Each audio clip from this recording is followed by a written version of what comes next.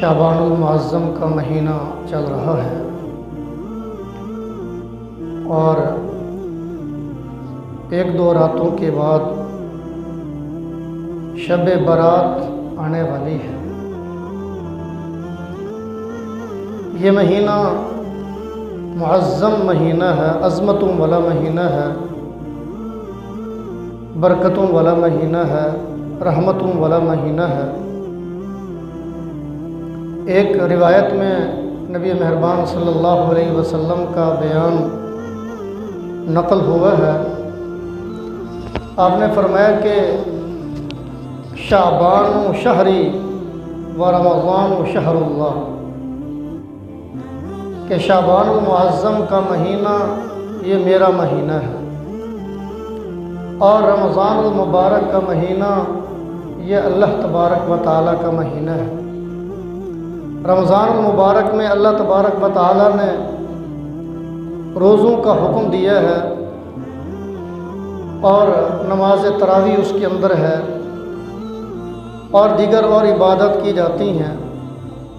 اس مہینے کی نسبت اللہ کی طرف کی جاتی ہے کہ یہ اللہ کا مہینہ ہے۔ اور شعبان کے مہینے کے بارے میں آپ نے فرمایا کہ یہ میرا مہینہ ہے، کیونکہ نبی مہربان صلی اللہ علیہ وسلم اس مہینے میں باقی مہینوں کی بنسبت زیادہ عبادت فرماتے تھے، زیادہ روزے رکھتے تھے، نیک اعمال زیادہ کرتے تھے۔ چنانچہ ایک صحابی ہیں حضرت اسامہ بن زید رضی اللہ تعالیٰ عنہ، وہ فرماتے ہیں کہ میں نے نبی مہربان صلی اللہ علیہ وسلم سے پوچھا، یا رسول اللہ صلی اللہ علیہ وسلم، آپ رمضان المبارک کے مہینے کے بعد باقی مہینوں میں شعبان المعظم کے اندر بہت زیادہ آپ روزے رکھتے ہیں، زیادہ عبادت فرماتے ہیں، ایسا کیوں؟ باقی مہینے بھی تو ہیں، لیکن رمضان کے علاوہ باقی مہینوں میں شعبان کے اندر آپ زیادہ روزے رکھتے ہیں، اس کی وجہ کیا ہے؟ نبی مہربان صلی اللہ علیہ وسلم نے فرمایا کہ شعبان کا مہینہ رجب اور رمضان المبارک کے درمیان میں آتا ہے اور اس مہینے میں انسانوں کے اعمال اللہ کے حضور پیش کیے جاتے ہیں اور اس مہینے کو لوگ غفلت سے گزار دیتے ہیں۔ وہ لوگ اس مہینے کے اندر غفلت برتتے ہیں، حالانکہ یہ مہینہ نیکیوں کے کمانے کا مہینہ ہے، نیکیوں کا سیزن ہے۔ اس مہینے کے اندر عبادات کر کے، نیک اعمال کر کے اپنے نامہ اعمال کے اندر نیکیوں کا ذخیرہ جمع کیا جا سکتا ہے۔ تو فرمایا کہ لوگ اس مہینے کو غفلت سے گزارتے ہیں، لیکن میں چاہتا ہوں کہ جب سبھی لوگوں کے اعمال اللہ کے حضور پیش کیے جاتے ہیں، جب میرے اعمال اللہ کے حضور پیش کیے جائیں تو میں روزے کی حالت میں، روزے کی حالت میں میرے اعمال اللہ کے حضور پیش کیے جائیں، اس لیے شعبان کے مہینے میں کثرت سے روزے رکھتا ہوں۔ ایک اور حدیث میں ہے، نبی مہربان صلی اللہ علیہ وسلم سے پوچھا گیا، یا رسول اللہ صلی اللہ علیہ وسلم، رمضان المبارک کے مہینے میں تو روزے فرض ہیں، اللہ نے ان روزوں کو فرض قرار دیا ہے، وہ تو ہم رکھتے ہی ہیں اور رکھنے ضروری بھی ہیں، لیکن رمضان کے علاوہ باقی مہینوں میں سب سے زیادہ کس مہینے میں روزے رکھنا افضل ہے؟ سب سے زیادہ کس مہینے میں روزے رکھنا بہتر ہے؟ نبی مہربان صلی اللہ علیہ وسلم نے فرمایا کہ شعبان المعظم کے مہینے میں روزے رکھنا سب سے زیادہ بہتر ہے، اور فرمایا کہ رمضان میں صدقہ ادا کرنا یہ زیادہ بہتر ہے، اور رمضان میں فرض روزے رکھنا وہ تو فرض ہے، ضروری ہیں، اس کے بغیر کوئی چارہ نہیں ہے، لیکن شعبان کے مہینے میں روزے رکھنا یہ بھی افضل ہے۔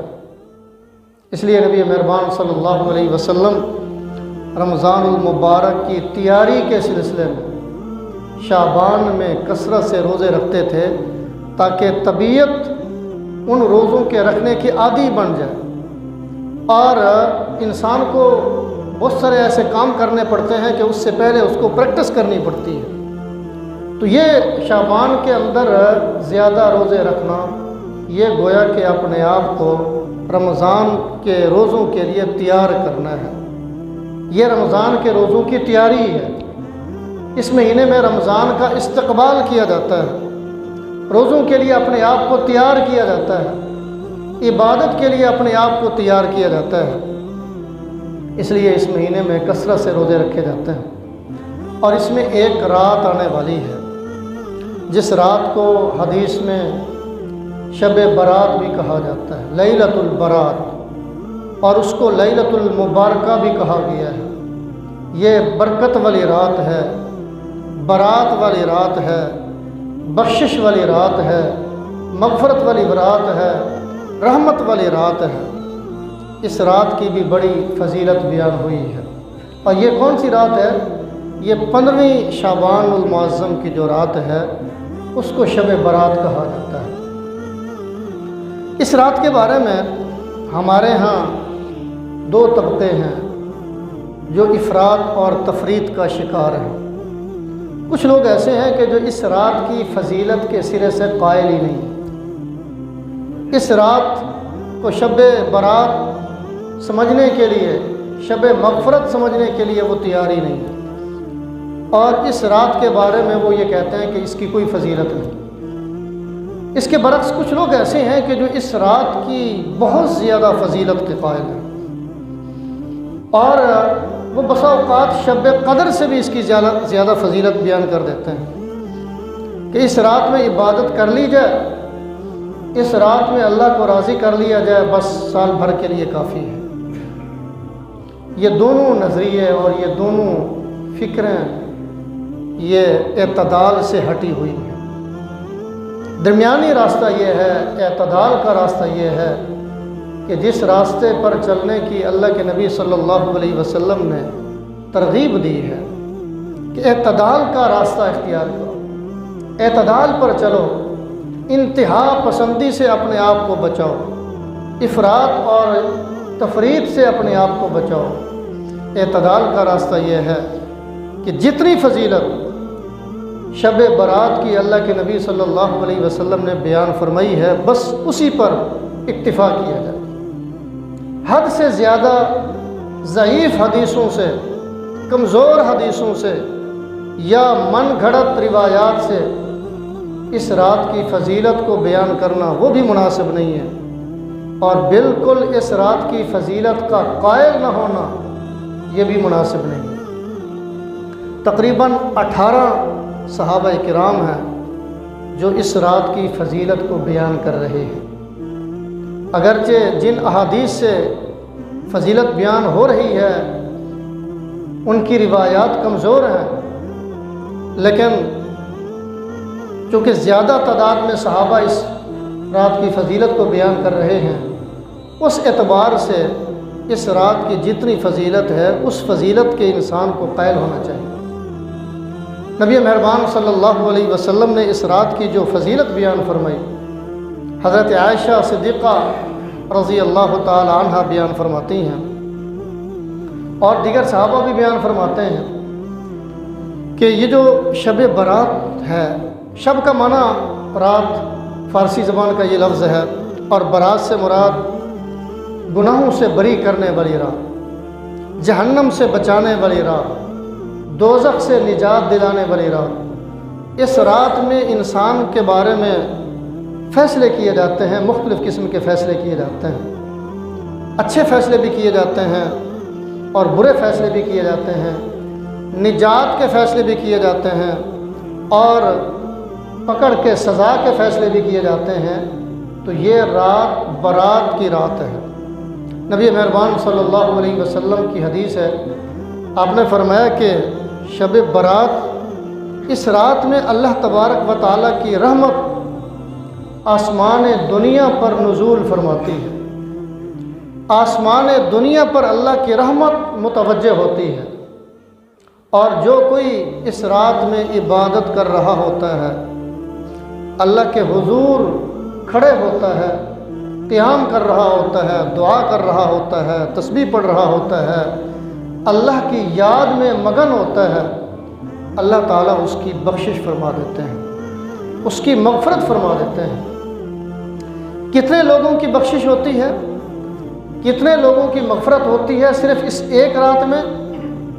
نبی مہربان صلی اللہ علیہ وسلم نے فرمایا کہ قبیلہ بنو کلب کی بکریوں کے بالوں کی جو تعداد ہے، اس تعداد سے بھی زیادہ اللہ تعالیٰ گناہ گاروں کی بخشش فرماتے ہیں، اللہ تعالیٰ گناہ گاروں کی مغفرت فرماتے ہیں، قبیلہ بنو کلب کی بکریوں کے بالوں کی تعداد سے بھی زیادہ۔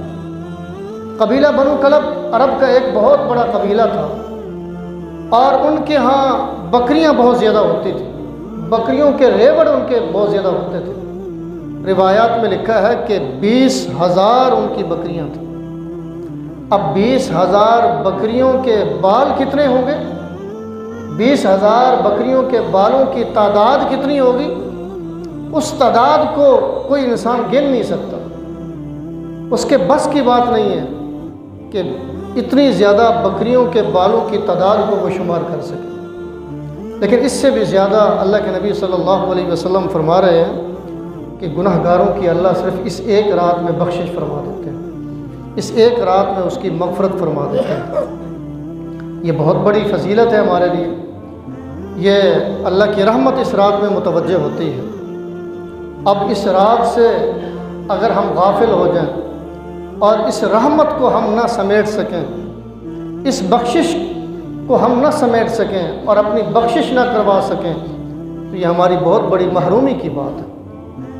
یہاں ایک سوال پیدا ہوتا ہے کہ شب قدر وہ بھی بڑی برکت والی رات ہے، عظمت والی رات ہے، رحمت والی رات ہے۔ شب برات یہ بھی برکت والی رات ہے، رحمت والی رات ہے، عظمت والی رات ہے۔ شب برات کو تو اللہ تعالیٰ نے متعین کر دیا ہے اور اس کو زہر فرما دیا ہے بندوں پر، لیکن شب قدر کو رب تعالیٰ نے چھپا کے رکھا ہے، اس کو رب تعالیٰ نے زہر نہیں فرمایا۔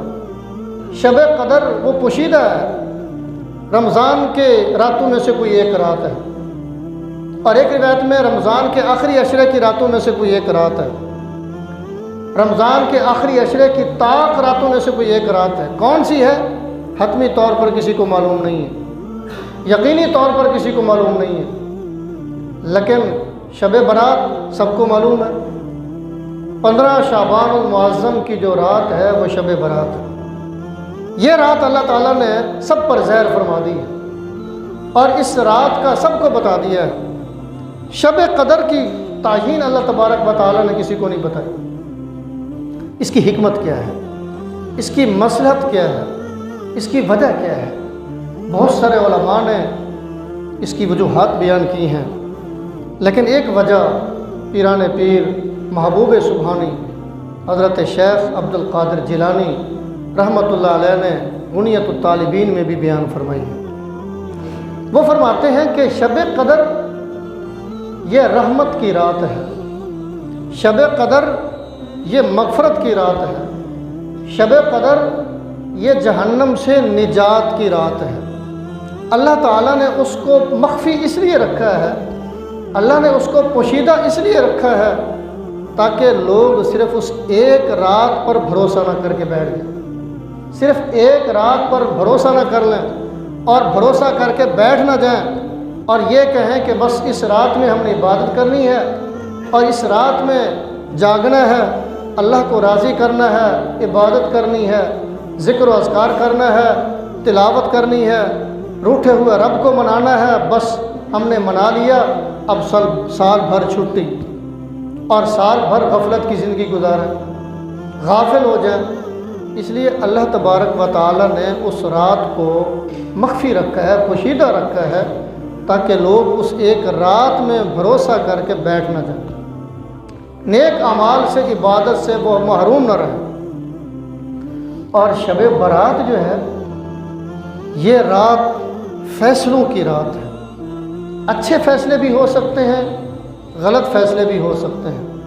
یہ فیصلے ہم نے اللہ سے اپنی مرضی کے مطابق کروانے ہیں۔ اللہ کو ہم خوش کر لیں گے تو اللہ ہمارے بارے میں اچھا فیصلہ فرما دے گا، اور اگر ہم اللہ کو ناراض کریں گے تو پھر ہمارے بارے میں فیصلہ غلط ہوگا، برا فیصلہ ہوگا۔ اس رات میں ہم نے اللہ سے فیصلے کروانے ہیں۔ بخشش کا فیصلہ بھی ہم کروا سکتے ہیں، اور دخول جہنم کا فیصلہ بھی کروا سکتے ہیں، جنتی ہونے کا فیصلہ بھی کروا سکتے ہیں، دوستی ہونے کا فیصلہ بھی ہم کروا سکتے ہیں، شقی ہونے کا فیصلہ بھی کروا سکتے ہیں، سعید ہونے کا فیصلہ بھی کروا سکتے ہیں، اور نیک بخت خوش بخت ہونے کا بھی فیصلہ کروا سکتے ہیں، بد بخت ہونے کا بھی فیصلہ کروا سکتے ہیں۔ اللہ کی رضا بھی ہم حاصل کر سکتے ہیں، اللہ کو ہم ناراض بھی کر سکتے ہیں۔ اس لیے اس رات میں چونکہ فیصلے ہونے ہوتے ہیں، اس لیے اللہ تبارک و تعالیٰ نے یہ رات سب پر زہر فرما دی۔ جیسے اللہ تعالیٰ نے رحمان کا راستہ بھی بتا دیا، شیطان کا راستہ بھی بتا دیا، صراط مستقیم کو بھی بیان فرما دیا، اور شیطان کے راستے کو بھی بیان فرما دیا، اور انسانوں کو اختیار دے دیا کہ اب تمہاری مرضی ہے، اللہ کے راستے کو منتخب کرو گے، اللہ کے راستے پر چلو گے، اللہ تمہاری مغفرت فرما دے گا۔ شیطان کے راستے پر چلو گے، دوزخ کا فیصلہ ہو جائے گا، جہنم کا فیصلہ ہو جائے گا۔ تو یہ رات بھی اللہ تعالیٰ نے حتمی طور پر ہمیں عطا فرما دی ہے۔ اب ہماری مرضی ہے کہ ہم اس رات میں اللہ کو راضی کر کے اپنی بخشش کا فیصلہ کرواتے ہیں، یا خدا نخواستہ ناراض کر کے جہنم دخول جہنم کا فیصلہ کرواتے ہیں۔ یہ ہماری مرضی ہے، ہمارا اختیار ہے۔ اس لیے نیک روحیں وہ ہوتی ہیں، سعید روحیں وہ ہوتی ہیں، نیک بندے وہ ہوتے ہیں، اللہ والے وہ ہوتے ہیں جو اس رات میں اللہ کو راضی کر کے اللہ سے اپنی بخشش کا فیصلہ کروا لیتے ہیں، اللہ سے اپنی مغفرت کا فیصلہ کروا لیتے ہیں۔ اس رات کو غنیمت سمجھنا چاہیے۔ اللہ تعالیٰ نے کچھ دن ہمیں ایسے دیے ہیں، کچھ راتیں ہمیں ایسے دیے ہیں، کچھ مہینے ہمیں ایسے دیے ہیں، کچھ دن ہمیں ایسے عطا فرمائے ہیں کہ جس میں اللہ کی رحمت ہماری طرف متوجہ ہوتی ہے۔ یعنی اللہ خود چاہتے ہوتے ہیں کہ یہ لوگ مجھ سے مانگے میں ان کو عطا کروں، یہ لوگ مجھ سے طلب کریں میں ان کی طلب کو پورا کروں۔ حدیث میں ہے، نبی مہربان صلی اللہ علیہ وسلم نے فرمایا کہ شب برات کو اللہ تبارک و تعالیٰ کی رحمت آسمان دنیا پر نزول فرماتی ہے، اللہ کی رحمت متوجہ ہوتی ہے، اور اللہ کی طرف سے اعلان کرنے والا ایک فرشتہ اعلان کرتا ہے، اور وہ رات بھر اعلان ہوتا رہتا ہے۔ وہ اعلان کیا ہوتا ہے کہ ہے کوئی اللہ سے بخشش مانگنے والا، اللہ اس کی بخشش کر دے۔ ہے کوئی مجھ سے مغفرت مانگنے والا، اللہ فرماتے ہیں کہ میں اس کی مغفرت کروں۔ ہے کوئی مصیبت زدہ شخص جو مجھ سے عافیت مانگے، میں اس کو عافیت عطا کروں۔ ہے کوئی مجھ سے رزق مانگنے والا، رزق کا طلبگار، میں اس کو رزق عطا کر دوں۔ ہے کوئی پریشان حال شخص کہ مجھ سے پریشانی کے عالم میں نجات مجھ سے مانگے، پریشانی کے دور کرنے کا مجھے کہے، میں اس کی پریشانی کو دور کروں۔ مجھ سے سوال کرے، میں اس کو عطا کروں۔ حل من مستغفرین فاغفر لہ، ہے کوئی مجھ سے مغفرت طلب کرنے والا کہ میں اس کی مغفرت کروں۔ ہے کوئی مجھ سے سوال کرنے والا فأعطیہ، کہ میں اس کے سوال کو پورا کر دوں اور اس کو اتنا کچھ عطا کر دوں کہ اس کی بقیہ زندگی کے لیے کافی ہو جائے۔ یہ اعلان ہوتا رہتا ہے، اللہ کی طرف سے تو منادی اعلان کرتا رہتا ہے، اگر کوتاہی ہے، کمی ہے تو وہ ہماری طرف سے۔ اس لیے اس رات کی جتنی فضیلت اللہ کے نبی صلی اللہ علیہ وسلم نے بیان فرمائی ہے، اس فضیلت کو حاصل کرنے کی کوشش کرنی چاہیے، شب بیداری کرنی چاہیے، اس رات کو جاگنا چاہیے، اللہ کی عبادت کرنی چاہیے۔ لیکن اس کا یہ مطلب نہیں ہے کہ ہم عشاء کی نماز کو ضائع کر دیں، فجر کی نماز کو ضائع کر دیں اور ساری رات جاگتے رہیں۔ اس جاگنے کا کیا فائدہ؟ جس جاگنے کی وجہ سے عشاء کی نماز بھی ضائع ہو جائے، فجر کی نماز بھی ضائع ہو جائے، اس جاگنے کا کیا فائدہ؟ ساری رات جاگنا ضروری نہیں۔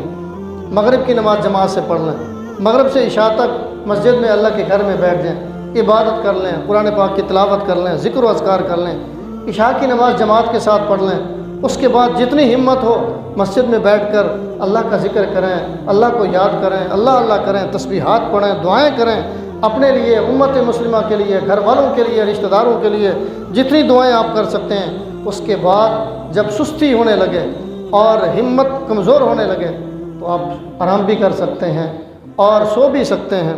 پھر رات کے آخری پہر تہجد کے ٹائم میں اٹھ جائیں، پھر اللہ کو یاد کریں، نماز تہجد ادا کریں، قیام اللیل ادا کریں، ذکر و اذکار کریں، تسبیحات پڑھیں، قرآن پاک کی تلاوت کریں اور فجر کی نماز جماعت کے ساتھ پڑھ لیں۔ اس کے بعد پھر دعا مانگیں اور پھر اللہ کو راضی کر کے اپنے گھروں کو جائیں گے تو اس یقین کے ساتھ ہمیں جانا چاہیے کہ اللہ تبارک و تعالیٰ نے اس رات کی جو فضیلت بیان فرمائی ہے وہ فضیلت ہمیں حاصل ہو گئی ہے، اور جو برکت اللہ تعالیٰ نے اس رات میں رکھی تھی وہ برکت ہمیں مل گئی ہے۔ اگر اس ترتیب کے ساتھ ہم یہ رات گزار لیں تو شب بیداری کا جو شب بیداری کی جو ترتیب ہوتی ہے وہ حاصل ہو جاتی ہے۔ ساری رات جاگنا یہ کوئی ضروری نہیں ہے۔ اس کے علاوہ کچھ لوگ یہ سمجھتے ہیں کہ اس رات میں قبرستان جانا یہ کوئی ضروری ہے، یہ ضروری نہیں ہے، یہ مستحب ہو سکتا ہے، ایک مباح عمل ہو سکتا ہے کہ اگر کوئی جانا چاہے تو جا بھی سکتا ہے، منع نہیں ہے، لیکن اس کو ضروری سمجھنا یا اس کو سنت سمجھنا وہ بھی مناسب نہیں ہے۔ اسی طرح اس کے اگلے دن کا جو روزہ ہوتا ہے 15 شعبان کا جو روزہ ہے وہ روزہ مستحب ہے، رکھ لیں گے ثواب ملے گا، اور اگر کوئی شخص نہیں رکھ پاتا کسی عذر کی وجہ سے تو کوئی گناہ نہیں ہے۔ یہ روزہ فرض واجب نہیں ہے، مستحب ہے یا زیادہ سے زیادہ سنت ہے۔ اللہ کے نبی صلی اللہ علیہ وسلم ہر مہینے ایام 20 کے روزے رکھتے تھے، چونکہ یہ 15 شعبان کا جو دن ہے یہ ایام 20 میں شامل ہے۔ 13، 14، 15 ان 3 دنوں کو ایام 20 کہا جاتا ہے، تو ان 3 دنوں کے اگر روزے رکھ لیے جائیں تو وہ جو ایام 20 کے روزے رکھنا سنت ہے اس سنت پر عمل کرنے کا ثواب بھی مل جائے گا اور اس رات کی فضیلت بھی ہمیں حاصل ہو جائے گی۔ اللہ تعالی ہم سب کو نیک اعمال کرتے رہنے کی توفیق عطا فرمائے۔